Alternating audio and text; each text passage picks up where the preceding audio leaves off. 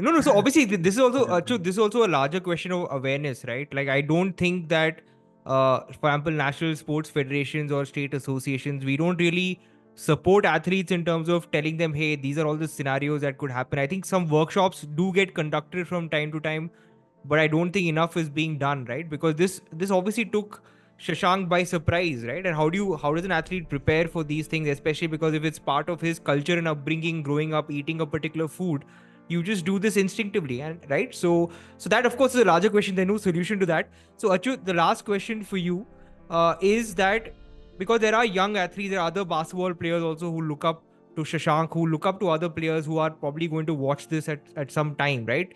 So, what are some of the general precautions that players should take at various stages, right from prevention and even if they can't prevent it to retaining evidence or documentation? Because, like in Shashank's case, there were these receipts, there were Swiggy and Zomato bills, right? Because a lot of this is evidence, right? They may not even pay attention. They may throw off receipt. How we don't even keep food receipts half the time. How are we supposed to know this may turn into a positive evidence in some case, right? So what are some general precautions at various stages that athletes can take to minimize the possibility of something like this happening?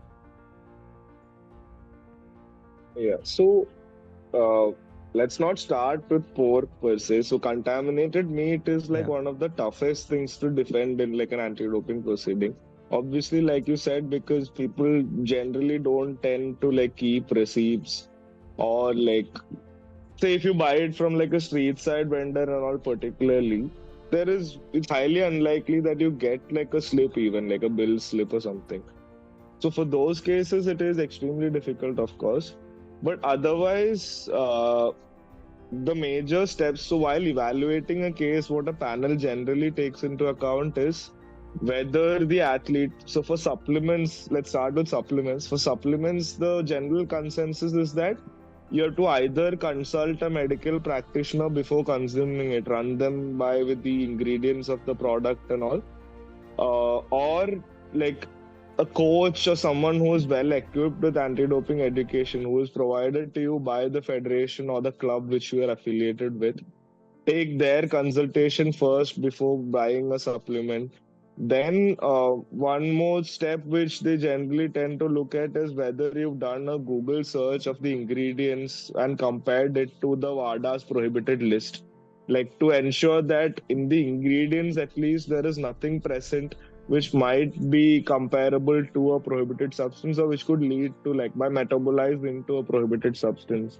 So this is something that's need to be done. Then if you're buying supplements from a not so reliable place and there is a slight suspicion you have about a supplement, but you're still taking a risk, then you have to keep a sealed packet of the supplement also with you and not finish the packet from which you are consuming. Because if you want to test the supplement which you're suspecting, you have to send both a sealed and unsealed packet to the NADA for testing.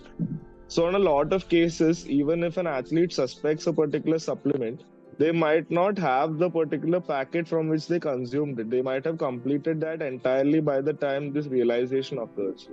Hmm. So, ideally, they should not complete, they should leave a bit of each supplement while also maintaining or having the option of procuring like the same batch, like a product from the same batch, like trying to keep that option open. So these are some steps which are like especially taken with respect to supplements. And then another thing is the most athletes don't know that they have a duty of revealing that they are a professional athlete to doctors or medical practitioners when they're like approaching treatment. So this is a step that is highly advised. Then as soon as so if a doctor, after you reveal to them that you're an athlete, they are aware, they suppose doctors are expected to be aware of the prohibited substances. So if in case they still prescribe something to you, the immediate instant step is that you have to apply for a therapeutic use exception, which is also something most athletes are unaware of. So if you're taking it for most medical procedures, this is something that has to be undertaken by athletes. So these are like some of the basic precautions that are necessary for athletes to take to ensure that these freak incidents do not occur. Like consumption of meat and all, even as a lawyer or someone who works with athletes regularly, I genuinely don't think there is a strict practice or regime I can give them, right? Like, it's impossible. Like in Shashank's case, his parents purchased it regularly from that farm. So they had like carbon copies of the bills and all maintained, like they knew the bill slips.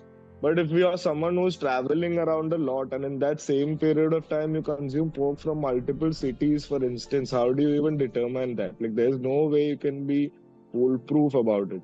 You can Mm. probably establish a pattern of consumption, but that also necessarily doesn't work out because in Shashank's case, when we submitted bills, like we submitted Zomato orders from after the date of sample collection, for instance, just to establish a pattern of consumption. And it was treated by the panel as an attempt by us to mislead the panel, saying that, like, why are you giving us bills of after the date? That is not something we asked for. So it is genuinely a very complicated affair. But yeah, like, these are some basic steps I feel can be taken. Sure. And I just yeah, Shashank, I go just ahead. want to add to it. Okay. So there are some same question. I have like started like some 2-3 practices to stay away from this. So one is there are a lot of supplements when you go to the supplement stores which have banned substances in them. Okay, I've noticed this. Okay, so always this is one of the practice I've started recently. When you buy a supplement, look for the symbol informed or tested by informed choice.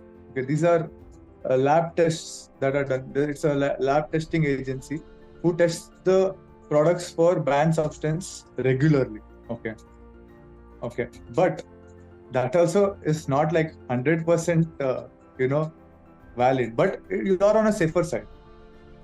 That is one of the things. And yeah, so recently I got, due to I think a lot of stress, I got a small skin issue called lichen planus, and doctor prescribed some medicines, and I sent it to Achyut to look for, like, what are the ingredients and do I have to apply for TUE. TUE Yeah. is something, that theoretical exemption, Yeah. that is something that you should look into your and don't eat medicines randomly. Like, you have a Yeah. cold, I pop a pill. That we should be very careful of. These are like some small 2-3 practices which I have started after getting into it, but I had no knowledge of this. Like, it's this Yeah. serious. And for the first point which Shashank mentioned, there is also one issue. So Shashank, probably like Mangalore, and with you being a slightly more experienced athlete, you're aware of where you can like reliably source supplements, right? Like, but in rural parts of India, this is also a major issue. Like fake supplements which have these labels. Like I've seen labels which say all of this, like quality tested in the USA. They have these certificates and all. But then when we run it for further testing, we have seen like trace amounts of prohibited substances come out in them also. So there is, like, if I miss, there is no foolproof way. But for sourcing, like there are these brands which are verified and all, which are generally popularly used by athletes, BCAA, all of these, like which are people are aware of them. Like these are international brands used across the world. So try rely as much as you can to take only from like these very certain brands which have been used practically by a lot of people, or source them reliably. Like say online dealers and all, try avoiding. Like if there is a shop which is a licensed seller of supplements, try going there and getting your products directly. All of these are steps that might be taken. Yeah. Okay.